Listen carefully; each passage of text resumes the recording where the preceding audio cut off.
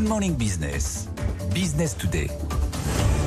Et oui, parce que c'est une première, c'est une première mondiale. Volvo Trucks a testé des camions électriques à hydrogène sur voie publique. On était avec Jérôme Flassaillère, bonjour, directeur électromobilité et énergie alternative de Volvo Trucks en France. Évidemment, vous êtes en France, vous avez suivi ça de très près parce que les essais, ils ont été faits dans des conditions climatiques extrêmes en Suède. Voilà, donc ces essais ont été effectués en Suède, donc dans des conditions climatiques assez extrêmes, puisque ces essais ont été réalisés à Kiruna qui se situe à 200 km au-delà du cercle polaire. Donc on était vraiment dans des conditions assez difficiles et les essais se sont vraiment très bien déroulés. Et effectivement, il faut rappeler cette innovation technologique, on en parle beaucoup sur ce plateau, la pile à combustible, ça veut dire qu'au lieu de mettre des batteries, on a un moteur électrique mais qui fonctionne avec un carburant, donc un réservoir à hydrogène, vert en plus, vous allez nous expliquer ça, et ça veut dire qu'on peut faire des centaines de kilomètres sans avoir à recharger et on peut faire le plein en quelques minutes.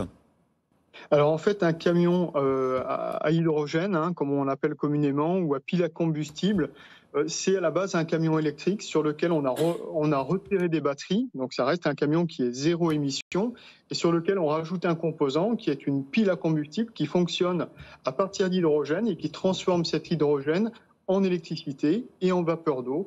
Donc ne rejette que de la vapeur d'eau. On a équipé ce véhicule de deux piles de 150 kW, donc on a 300 kW d'énergie embarquée et ça permet au véhicule d'avoir une autonomie de plus de 1000 km. C'est tout l'intérêt de cette technologie. Sans s'arrêter, 1000 km sans s'arrêter, ce qui est quand même très intéressant évidemment pour ces longues distances. C'est quoi l'agenda industriel? Là, c'est la phase de test. Derrière, qu'est-ce qui va se passer?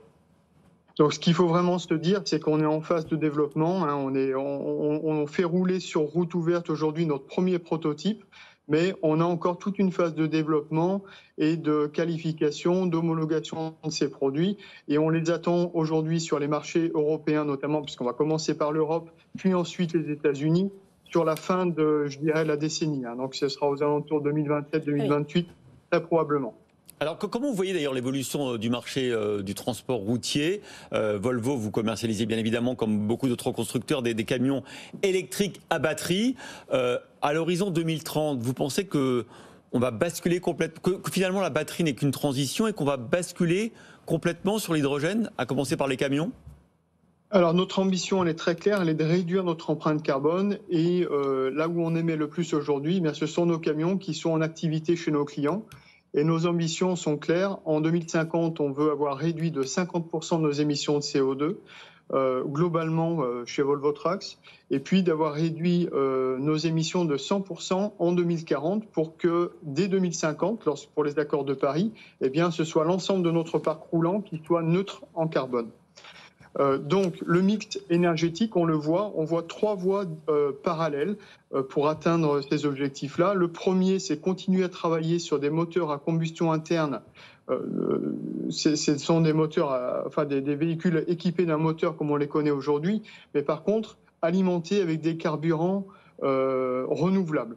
Donc ça peut être des biocarburants, ça peut être des huiles végétales hydrogénées, ça peut être aussi des e-fuels ou ça peut être de l'hydrogène vert qui est injecté dans les moteurs. Donc ça, c'est une voie possible. Et les deux voies les plus importantes pour nous, c'est l'électrification de nos modèles. Et c'est une réalité depuis les productions 2020, puisqu'on produit des véhicules électriques pour les villes principalement. Ce sont des véhicules de 16 tonnes jusqu'à 26 tonnes dans une usine en France. Et ces véhicules-là, donc c'est vraiment une réalité maintenant. Et puis on a aussi nos véhicules lourds qui sont produits dans notre usine en Suède à Tuveux. Et ces véhicules, ils peuvent aller jusqu'à 44 tonnes et sont en production depuis septembre 2022. Et donc, la dernière brique de cette voie, c'est passer à l'hydrogène. Donc, c'est compléter l'application électrique à batterie avec une pile à combustible pour permettre de faire des applications longue distance ou pour les conducteurs ou les clients qui n'auraient pas le temps de faire une recharge intermédiaire. Puisqu'une recharge d'un camion électrique prend quand même environ 1h30 lorsqu'on est aux puissances maximum qu'accepte la batterie. Donc le camion électrique, clairement pour vous, classique comme on le connaît, c'est quand même une transition. L'avenir, c'est l'hydrogène. Juste une question sur les industries. Vous avez des usines, vous l'avez dit, en Suède, en France, aux États-Unis. On voit à quel point c'est devenu une question politique d'attirer ces investissements. Est-ce que ces grosses usines de camions à hydrogène, elles vont aller plutôt côté européen, côté américain? Vous qui êtes Volvo Trucks en France, vous battez pour dire, regardez, on a un plan de réindustrialisation? Alors, je voudrais juste corriger une chose. Pour nous, l'hydrogène ne va pas remplacer l'électrique. Il va fonctionner en parallèle. Et ça, c'est très important que tout le monde le comprenne bien. C'est qu'aujourd'hui, la meilleure façon d'utiliser l'énergie, ça reste un véhicule électrique à batterie, puisque c'est le véhicule qui présente le meilleur rendement. Lorsqu'on passe à l'hydrogène, on dégrade très fortement le rendement. On consomme environ 3 fois et demi plus d'énergie sur un camion électrique à hydrogène. Donc l'hydrogène sera nécessaire lorsque la batterie ne sera pas y répondre. Ça, c'est vraiment notre vie.